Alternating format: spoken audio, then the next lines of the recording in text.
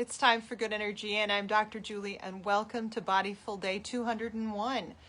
We are talking about shortness of breath and the senses, and today we're talking about the sense of touch. And I can think it only appropriate to talk about breathing and the sense of touch on a cold, rainy day in southeastern Iowa. All right, let's start with the basics. Go ahead and take a deep breath in. And release. This next breath in, we're going to practice full breathing. So you're going to take, as you take your breath in, you're going to breathe in, expand your belly, expand your lungs, and you're going to try to expand because your sinuses hold air. You're going to try to expand into your sinuses. And then as all of that is full, you're going to feel your pelvis kind of shift backwards. So let's go ahead and take that deep breath in. And release.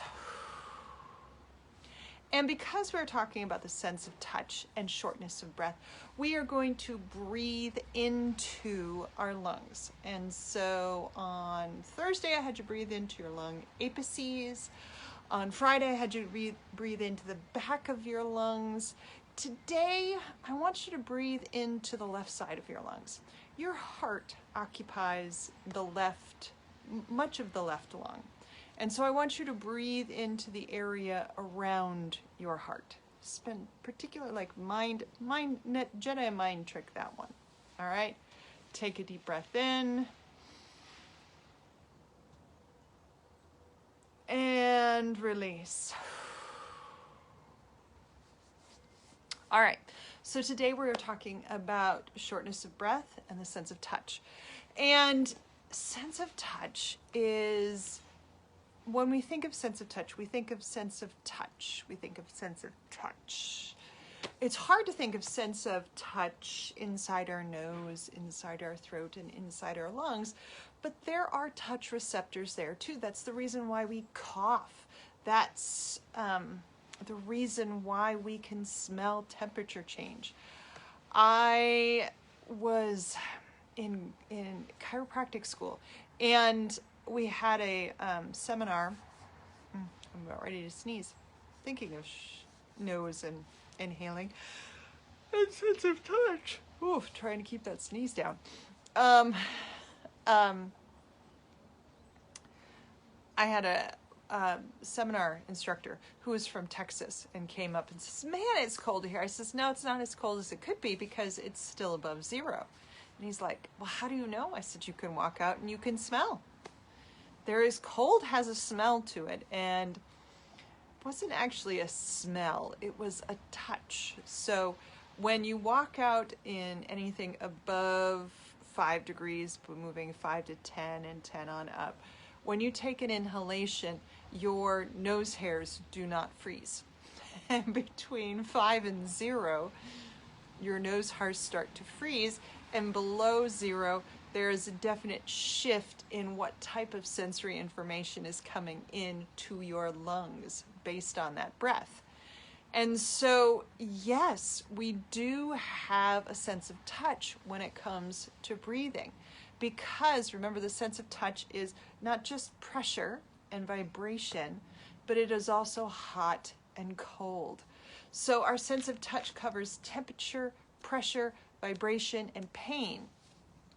And all of those things can be part of the pathway down into your lungs.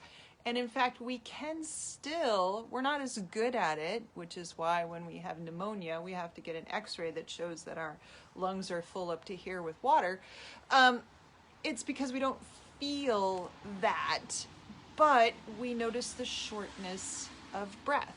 And so we can feel into our sense of touch when we are when we're breathing. We can feel into the air. And so when we go back to our equation, good energy in, or energy to heal equals good energy in minus stressors, we know that certain air conditions, the sense of touch with them, their temperature, their pressure, particulate, anything that is going to come in, we can sense as either good energy in or stressor.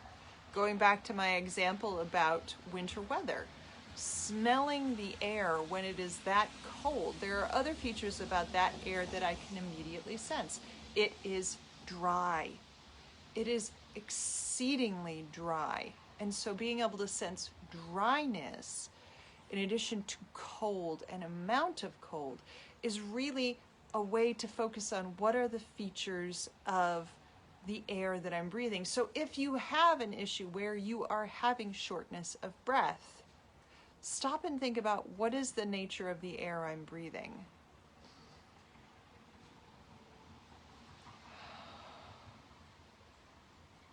Try to put a sensory experience on what you're breathing. So right now it is raining, it is cool, and so your body, your nose, your sinuses, your nasopharynx, all of that is able to give you a sense of moisture in the air. So I can breathe in and go, it is moist and it is cool. And switching your focus from being shortness of breath to how the air feels as it goes into you, especially if your shortness of breath is driven by stressors that are not biological stressors. Going to the focus of what does the breath feel like going in is going to help draw you out of, which we've always been talking about, draw you out of your head stuff and back into your senses. So what does the air feel like? Is it dry? Is it wet? How cold is it? How warm is it? Is there, if we think about sand and being out in the desert or being in a smoky air, is there particulate? Can I feel that coming in? And that's also a little bit of taste and smell. So obviously those out in Oregon and California were able to smell, but also have a little bit of garbage that they could sense coming in when they were taking a breath. Now, in that sense, the garbage is definitely going to be a stressor, so that may actually trigger the shortness of breath rather than allow you to focus on the features of it and calm down and take a bigger breath. But the wonderful thing about touch is that you can, if you take a quick breath in, or you take a short breath in, or you take a long breath in, you can feel the air going into those bronchioles.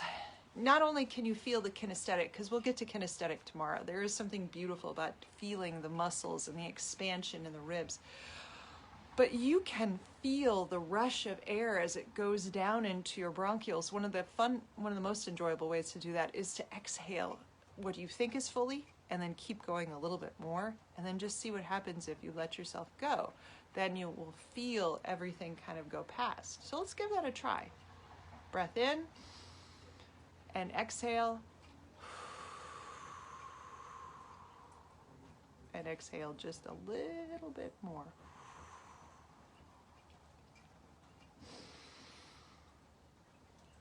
That inhale is that I've wrung out the lungs, and now things are going into all of those spaces. And that, again, is a cool sensory experience that can pull you back out of garbage that you've been paying attention to and back into the sensory experience of actually breathing. And so hopefully, unless you've got the particulate or too much heat or too much cold because your nasal hairs are freezing, hopefully when those two, you don't have those situations. And what that is it's a calming, soothing way of bringing in air, and it gives you good energy in and allows you to heal or recover from shortness of breath better than you otherwise would. All right, so let's wrap this up. If it's raining and humid in your area, go ahead and breathe in that lovely moist air. Take a deep breath in and release. Have a great day. I'll see you here tomorrow.